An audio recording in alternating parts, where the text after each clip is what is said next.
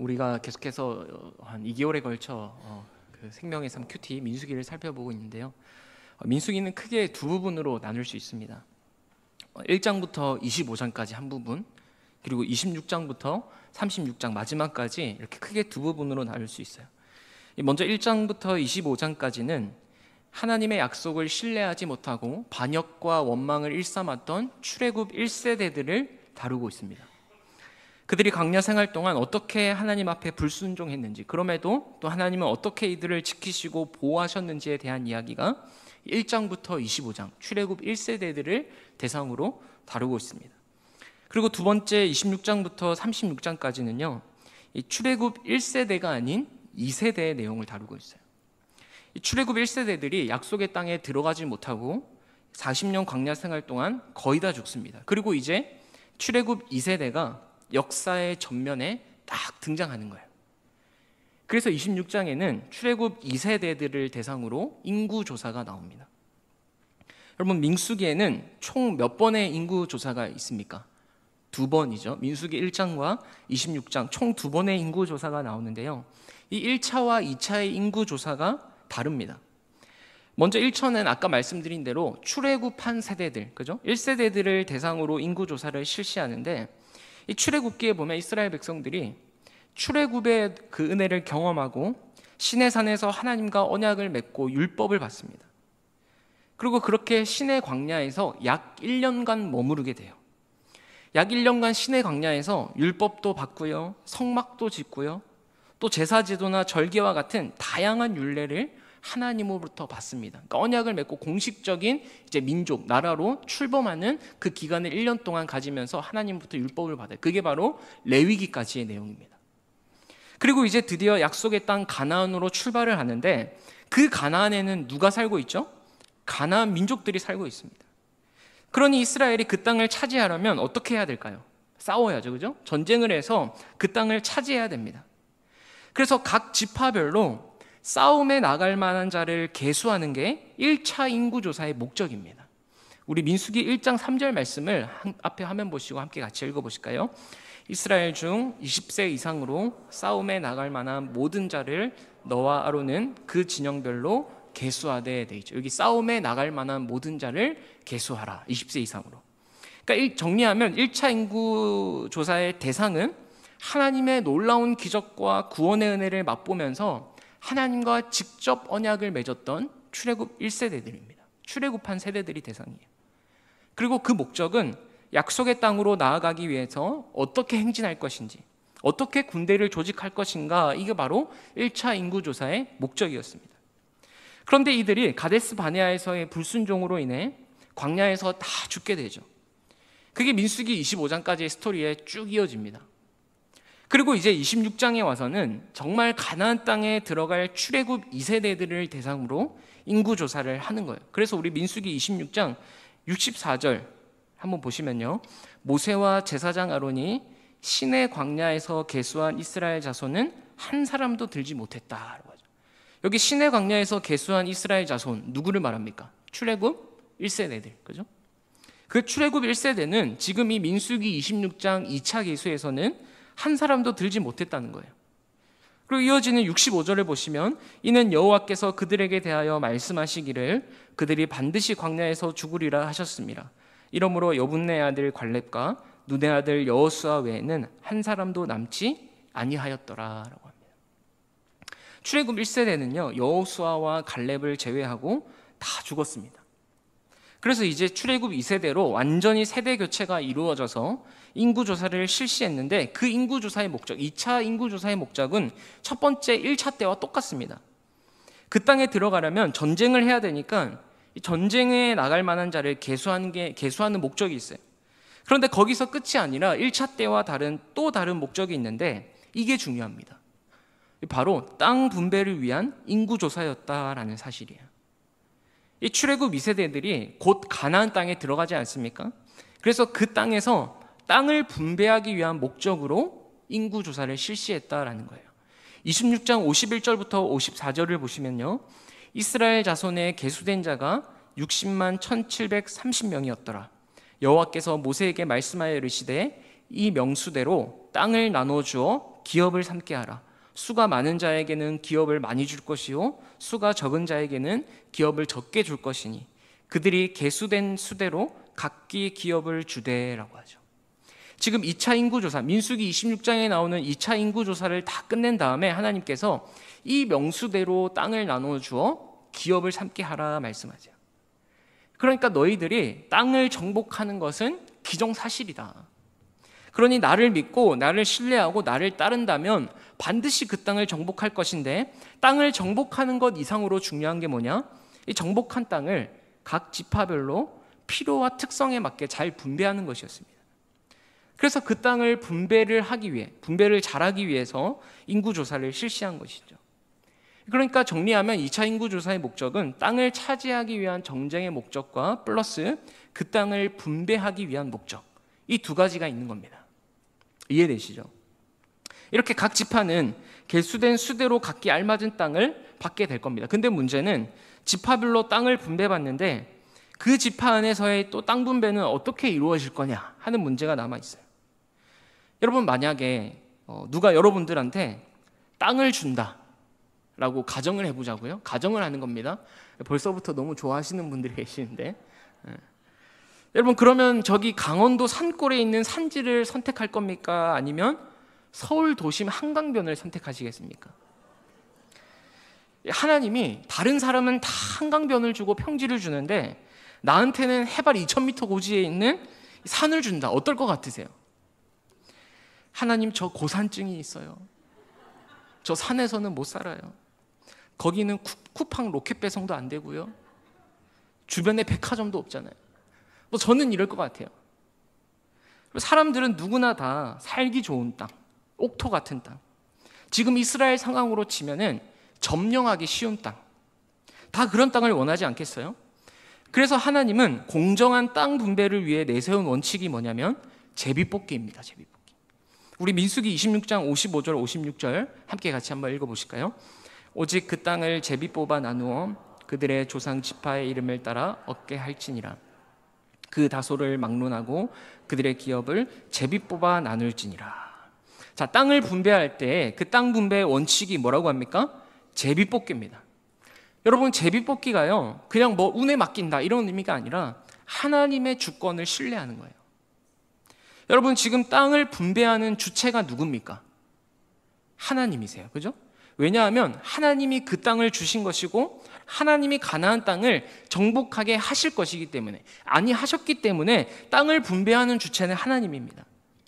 그러므로 제비를 뽑아 땅을 분배한다라는 것은 너희는 하나님께서 주시는 대로 받아야 되는 존재야 라는 게 이게 핵심이에요. 땅에 대한 내 소유, 내 권리를 주장할 수 없다는 겁니다. 여러분, 한번 생각해 보십시오. 내 땅인데 내 땅을 가지고 제비 뽑기 하는 사람들이 어디 있겠어요? 근데 이게 내 땅이 아니니까 제비 뽑아서 뽑히는 대로 그냥 가지게 되는 거예요. 그러니 이 땅은 어떤 이 신앙 고백이 들어있냐면 이 제비 뽑기의 원리에 내 힘으로 정복한 땅이 아닙니다. 그게 바로 이 제비 뽑기를 받아들이는 마음의 자세입니다. 내 땅이 아니라 하나님이 주셨고 하나님이 주인이시라는 기본적인 인식을 가지고 제비 뽑기를 통해 땅을 할당받는 거예요. 여러분, 여기까지 정리하면 민수기는 크게 두 부분으로 나눠지는데 26장에는 2세대를 대상으로 이제 2세대가 출애굽 그 역사의 전면에 나오면서 이제 인구 조사를 하면서 땅을 어떻게 분배받는가가 목적이라고 했어요. 자, 이렇게 땅 분배를 위한 인구 조사를 마치고 이제 새로운 세대가 가나안을 향해 나아가려는 그때 하나의 문제가 발생합니다. 그게 바로 27장의 본문이에요. 오늘 본문이에요. 요셉의 아들 므낫세 종족에 속한 슬로브앗의 딸들이 왜 우리는 땅을 주지 않습니까? 우리 가문에는 아들이 없고 딸만 5이 있는데 그렇다고 해서 기업을 못 받는 건 너무 부당하지 않습니까? 이 모세와 온 회중 앞에서 호소를 하는 장면이 나와요. 우리 오늘 본문 민수기 27장 1절 한번 보실까요? 같이 읽겠습니다. 요셉의 아들 므낫세의 종족들에게 므낫세의 현손, 마길의 증손, 길르앗의 손자, 헤벨의 아들 슬로브앗의 딸들이 찾아왔으니 그 딸들의 이름은 말라와 노아와 호글라와 밀가와 디르사라. 자, 지금 이 슬로브앗의 딸들을 소개하고 있어요. 그 슬로브앗의 딸들의 계보가 쭉 나열되고 있는데 이게 우리말 개역개정 성경에는 현손, 증손, 손자 이런 식으로 다 의역을 해놨잖아요. 그죠? 근데 히브리어 원어 성경에 보니까요, 이 단어들이 다 똑같은 단어입니다. 뭐냐면 아들을 뜻하는 벤이라는 단어가 쓰였어요. 그래서 여러분 원어의 느낌을 살려서 1절을 한번 다시 볼게요. 앞에 화면에도 보시는데, 요셉의 아들 므낫세 종족들에게 므낫세의 아들 마길의 아들 길르앗의 아들 헤벨의 아들 슬로브앗의 딸들이 찾아왔으니 그 딸들의 이름은 말라와 노아와 호울라와 밀가와 디르사라. 아들이라는 것이 무려 5번이나 반복되고 있습니다. 여러분 왜 이렇게 아들 반복되고 있겠습니까? 이스라엘의 계보가 남성 중심이었기 때문이에요. 그 기업이 남성으로, 후사가 아들로 이어지기 때문입니다. 그런데 이 아들로 이어지는 계보에 지금 누가 들어왔습니까? 슬로브앗의 딸들이 쑥 들어와 있는 거예요. 그러면서 그 딸들의 이름까지 기록되어 있습니다. 여러분 족보의 딸들의 이름 기록되는 거 흔치 않죠? 이게 무슨 말입니까? 지금 뭔가 할 얘기가 있다는 거예요. 뭔가 일이 생겼다라는 것을 우리들에게 이 1절을 통해 알려주는 겁니다. 아들 쭉 그 사회의 흐름이고 계보인데 갑자기 딸들이 쑥 들어왔어요. 여러분 어떤 문제입니까? 이 슬로브앗의 아버지 슬로브앗이 너무 일찍 세상을 떠났는데 후사를 이을 아들은 남겨놓지 않고 딸만 5을 남겨놓고 떠난 거예요. 여러분 사실 요즘이야 이게 뭔 문제가 되겠습니까? 저희 집에 둘째가 태어났을 때 이 주변 지인들이 둘째는 성별이 뭐야? 아들이야 딸이야? 라고 해서 딸이야 라고 했더니 하는 말이, 아이고 횡재 맞았네, 횡재 맞았어. 딸 둘이가 얼마나 좋다고. 요즘엔 여아 선호 사상이잖아요. 그래서 아들은 뭐라고 합니까? 사춘기가 되면 남남이고 군대 가면 손님이고 장가 가면 사돈이다. 뭐 이런 말 들어보셨죠? 그리고 또 이런 말 있잖아요. 딸 둘에 아들 하나면 금메달, 딸 둘이면 은메달, 딸 하나에 아들 하나면 동메달, 아들 둘이면 목메달. 아들 2분 두신 우리 죄송합니다. 우스갯소리로 이런 말이 있잖아요. 그러니까 우리나라 사회도 그 당시 이제 아들이 굉장히 중요했던 그런 과거가 있었는데, 당시 고대에는 남성 중심의 사회였어요. 그래서 1절에 보면은 계보를 보면 아들이에요. 이게 지금 눈에 들어오셔야 됩니다. 이 시대의 정신은 아들이에요. 근데 갑자기 아들로 잘 이어지다가 뭐예요? 딸이 나와요. 그 딸들의 이름까지 기록돼요. 여러분 당시 딸만 있고 아들이 없다? 가업에 굉장히 큰 어려움이 있었습니다. 특히 뭐가 문제냐면 이 땅 분배가 제일 큰 문제였는데, 이 당시 히브리 족장 제도에서 아버지의 기업은요 아들 사이에서만 분배됐어요. 그리고 장자는 2목, 그죠? 2배죠. 이 딸들은 시집 갈 때 결혼 지참금 받는 정도로 끝이었습니다. 그래서 여성은 이 아버지나 남편에게 종속되었기 때문에 슬로브아처럼 아들 없이 죽을 경우 딸들은 기업을 받을 수가 없었어요. 여러분 기업을 받을 수가 없다, 약속의 땅을 향하여 나아가는데 그 땅을 받을 수가 없다, 여러분 어떨 것 같으세요? 지금까지 그 약속의 땅을 바라보면서 광야를 걸어왔지 않습니까? 근데 그 약속의 땅에 들어가서 기업을 받지 못한다? 얼마나 허무하겠어요. 여러분 그리고 사실상 이게 왜 중요하냐면요, 약속의 땅에서 기업을 받지 못한다라는 것은 하나님의 거룩한 공동체에서 떨어져 나간다라는 의미인 거예요. 왜냐하면 성경에서 말하는 기업은 땅을 말해요. 성경에서 말하는 기업이 뭐라고요? 땅입니다. 근데 이 땅이 그냥 땅이 아니에요. 성경에서 말하는 땅은요, 땅 이꼴 하나님의 약속입니다. 이걸 잊으시면 안 돼요. 땅 이꼴 하나님의 약속이에요. 그러니까 땅을 받지 못한다는 것은 우리 집안이 하나님의 거룩한 공동체에 속하지 못한다라는 겁니다. 그러니까 1차적인 문제는 생계의 문제가 있어요. 기업을 받지 못하면, 그죠? 근데 더 중요한 궁극적인 문제는 하나님의 공동체에 소외된다라는 거예요. 그래서 지금 이 슬로브앗의 딸들이 모세를 찾아와서 읍소를 합니다. 땅이 없으면 당연히 먹고 사는 생존의 문제도 걸려 있겠지만 무엇보다 하나님과의 언약 관계에서 끊어지기 때문에 이 문제를 공론화시켜서 해결함을 받고자 했던 거예요. 우리 2절 본문, 오늘 2절, 3절, 4절인데 함께 같이 읽겠습니다.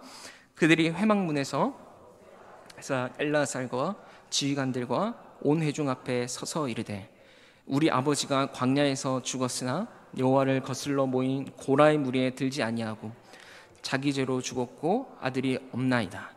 어찌하여 아들이 없다고 우리 아버지의 이름이 그의 종족 중에서 삭제되리까? 우리 아버지의 형제 중에서 우리에게 기업을 주소서 하매라고 하죠.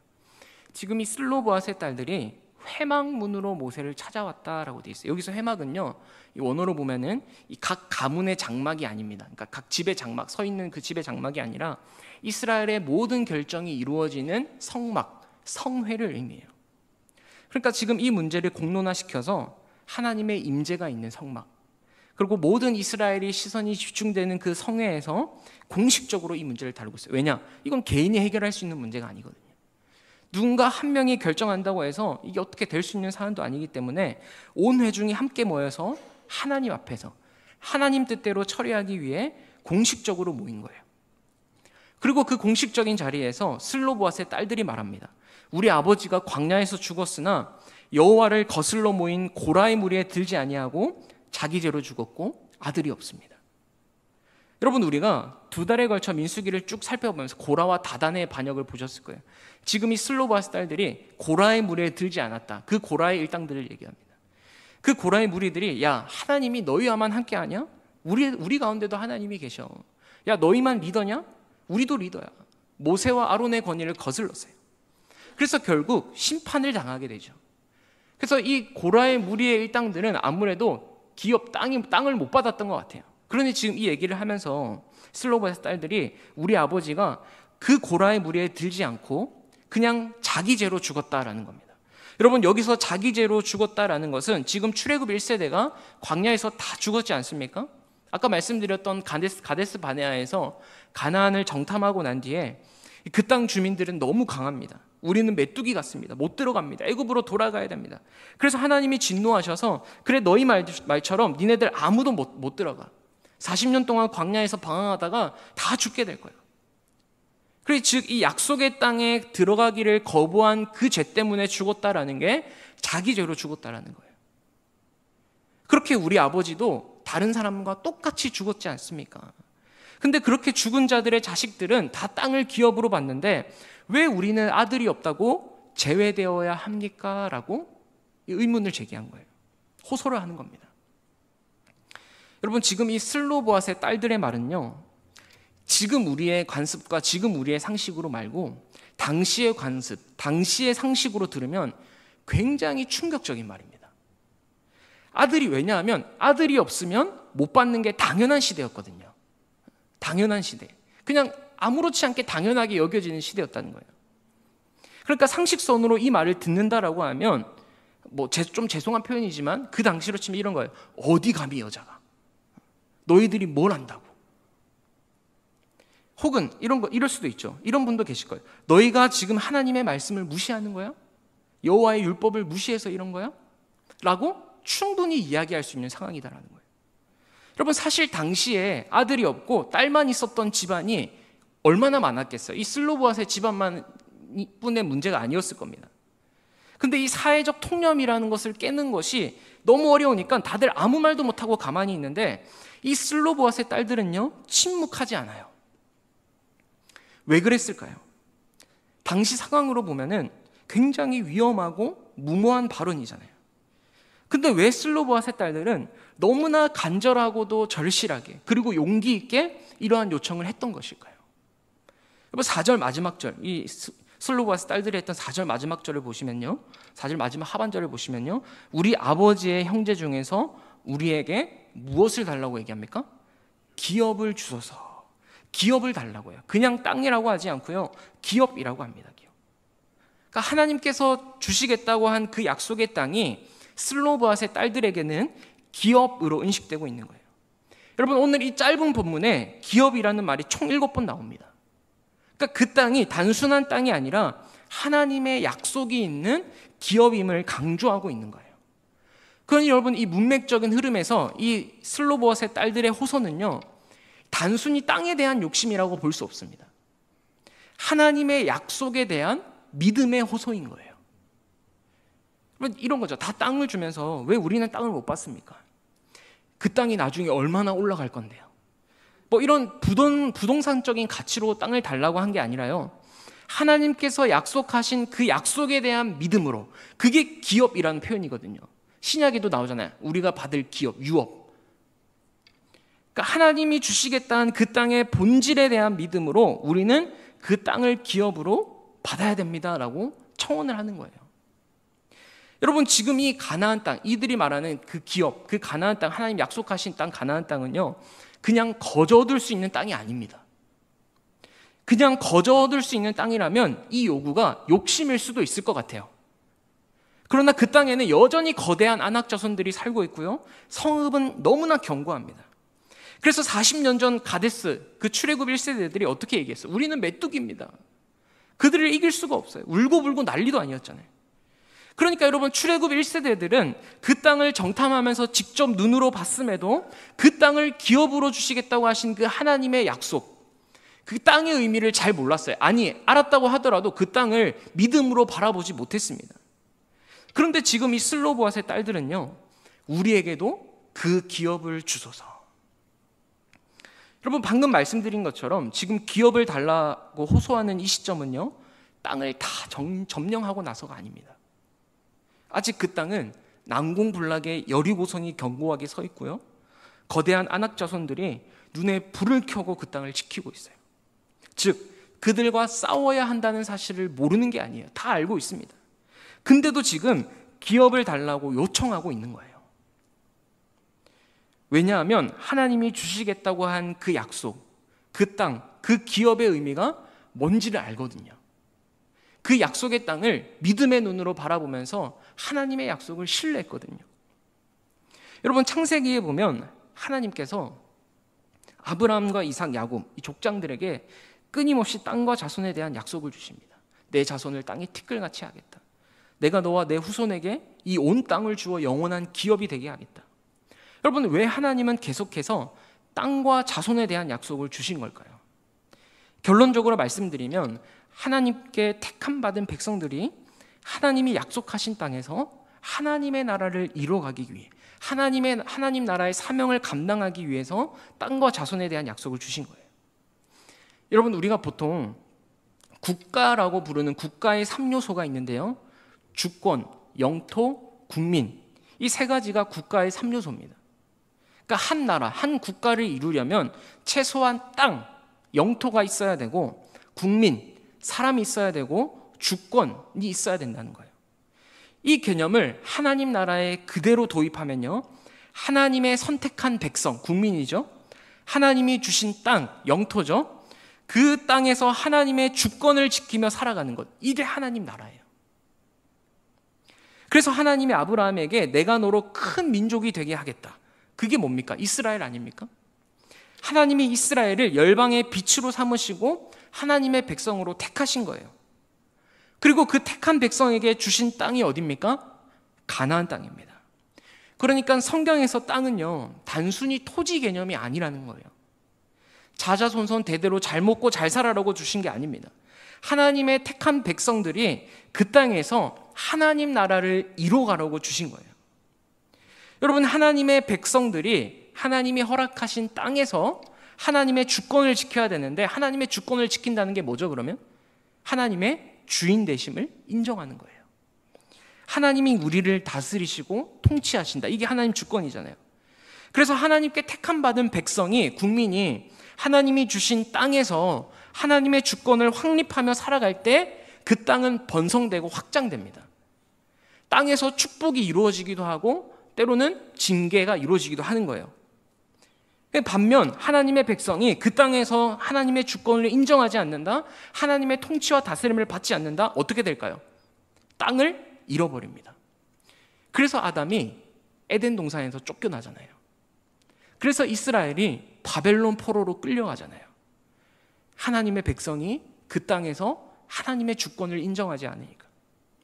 여러분, 이게 신약에 와서도 동일합니다. 하나님의 전적인 은혜로 구원받은 우리들이 하나님이 허락하신 삶의 자리, 그 삶의 영역에서 하나님의 주권을 확립할 때 하나님 나라가 확장돼요.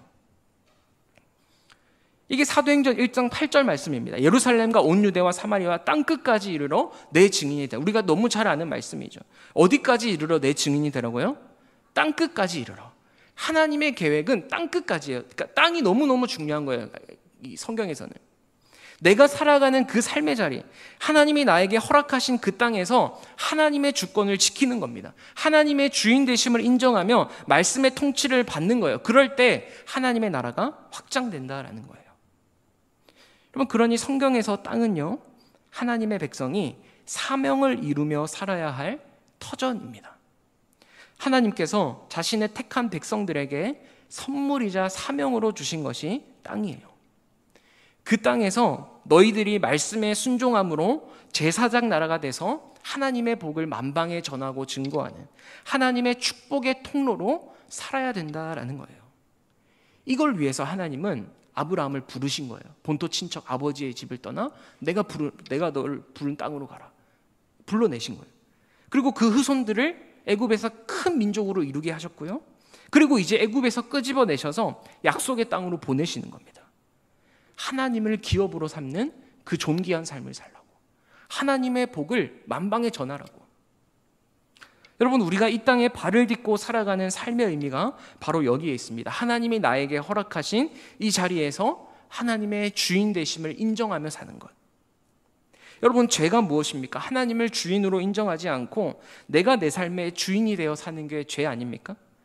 하나님이 나를 만드셨기 때문에 내 인생의 주인이 하나님이신데 내가 모든 것의 주인인 양 착각하면서 내가 하나님이 되는 거죠. 근데 하나님의 백성인 우리는 모든 사람들이 자기가 하나님이 되어 살아가는 그 삶의 현장에서, 그 자리에서, 그 땅에서 하나님의 주인 되심을 인정하는 거예요. 하나님의 다스리심과 통치 안에 들어가서 무엇이 진짜 복인지를 보여주는 겁니다. 오늘 이 슬로봇의 딸들의 요구는요, 그러한 믿음으로 기업을 달라는 요청이었다라는 거예요. 그래서 여러분, 하나님도 뭐라고 말씀하십니까? 7절에 슬로봇의 딸들의 말이 옳다. 반드시 그들에게 땅을 기업으로 주라라고 합니다. 그러면서 8절부터 11절 마지막에 하나님이 새로운 규례까지 주세요. 아들이 없으면 딸에게, 딸도 없으면 그의 형제에게, 형제도 없으면 아버지의 형제에게, 아버지의 형제도 없으면 가장 가까운 친족에게 주어서 이 하나님의 약속인 기업을 받을 수 있는 기회를 박탈하지 말라. 새로운 규례를 제정해 주시죠. 여러분, 민수기의 제2막을 여는 26장에서 출애굽 2세대들의 인구조사가 끝난 바로 다음에 왜 오늘 이 슬로봇의 딸들의 이야기가 나오는 걸까요? 그것은 바로 출애굽 2세대들을 향한 하나님의 꿈이 있으셨던 것 같아요. 너희 부모들은, 너희 윗세대는 믿음으로 그 땅을 바라보는 일에 실패했지만, 그래서 결국 가나안에 들어가지 못하고 다 죽었지만 너희들은 이 슬로봇의 딸들처럼 믿음으로 그 땅을 쟁취해야 된다. 여러분, 천국은 침노하는 자의 것이지 않습니까?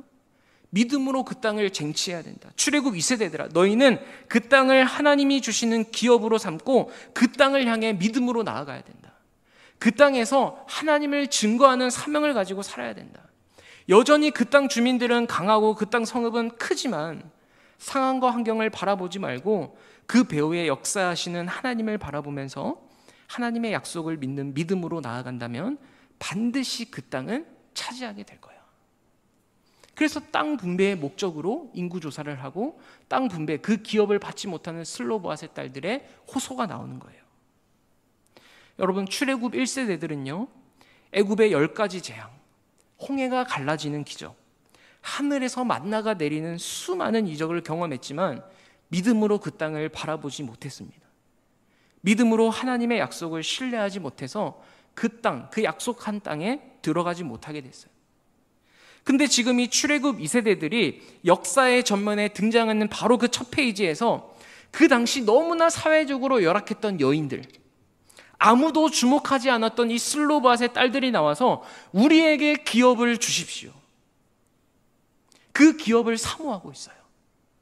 우리는 그 땅을 차지할 수 있습니다. 하나님의 약속을 신뢰합니다.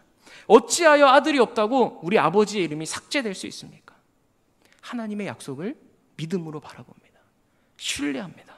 사모합니다. 그 약속의 땅이 하나님이 우리에게 주시는 약속의 땅임을 확신하는 거예요. 그래서 그 기업을 우리에게도 주십시오. 아직 정복하지 않은 그 땅을 믿음으로 바라보면서 하나님의 약속을 신뢰했습니다. 여러분, 하나님은요 출애굽 2세대들이 이런 마음으로 가나안을 정복하길 원하셨던 것 같아요. 끝까지 약속의 말씀을 붙잡고 승리하기를 원하셨던 것 같습니다. 그 하나님이 오늘 우리에게도 동일하게 말씀하세요. 내가 말하는 거 반드시 이루어지니, 이 성경 66권 그대로 이루어지니, 그 말씀 붙잡고 믿음으로 나아간다면 너희도 하나님 나라의 기업을 유업으로 받게 될 거야. 여러분, 신약을 사는 우리의 기업이 무엇입니까? 하나님이 기업이고요, 하나님이 예비해 놓으신 천국이 우리의 기업입니다. 그게 우리가 살아가야 될 땅이고 우리가 받을 기업인 거예요.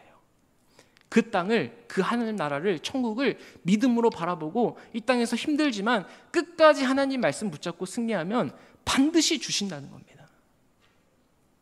사랑하는 우리의 성도님들, 우리에게 예비되어 있는 그 썩지 않고 새하여지지 않는 그 영원한 하늘의 기업을 바라보시면서 이 땅을 믿음으로 살아가시길 축복합니다. 그렇게 믿음으로 나아간다면 그 누구라도 하늘의 기업을 얻게 되는 줄 믿으시기 바랍니다. 그 누구라도 하나님의 언약의 말씀을 믿음으로 받아들인다면 내 삶에 하나님의 축복의 말씀이 이루어지게 되는 줄 믿으시기 바랍니다. 여러분, 아무도 주목하지 않았던 이 슬로바앗의 딸들, 이 여인들의 간절한 호소, 그리고 용기 있는 이 호소를 여러분 우리가 마음 깊이 새기면서 우리도 그 언약의 말씀을 붙잡고 승리하며 끝까지 이 믿음의 여정을 달려나가는 저와 여러분 되길 주님의 이름으로 축복합니다. 기도하겠습니다. 하나님 아버지, 오늘 이 출애굽 2세대들이 가나안 땅을 향해 나아가고 또 그 땅에서 하나님이 주신 비전, 하나님이 주신 사명을 품고 복의 통로로 살아가기를 원하시는 아버지의 마음으로 또 이 슬로보앗의 딸들이 참 열악한 환경이고 아무도 주목하지 않지만 그 땅을 기업으로 주소서 하나님의 약속을 신뢰하였던 것처럼 우리도 하나님의 약속을 신뢰하며 이 땅에서 믿음으로 한 걸음 한 걸음 걸어갈 수 있는 저희들 되어줄 수 있도록 축복하여 주시옵소서. 쇠하지 않고 무너지지 않는 하나님 나라, 그 땅 우리에게 예비해 놓으신 그 천국이 우리의 기업임을 믿고 하나님 그곳을 바라보며 이 땅에서 그 천국을 누리며 살아갈 수 있는 저희들 되어줄 수 있도록 인도하여 주시옵소서. 예수님 이름으로 기도합니다. 아멘.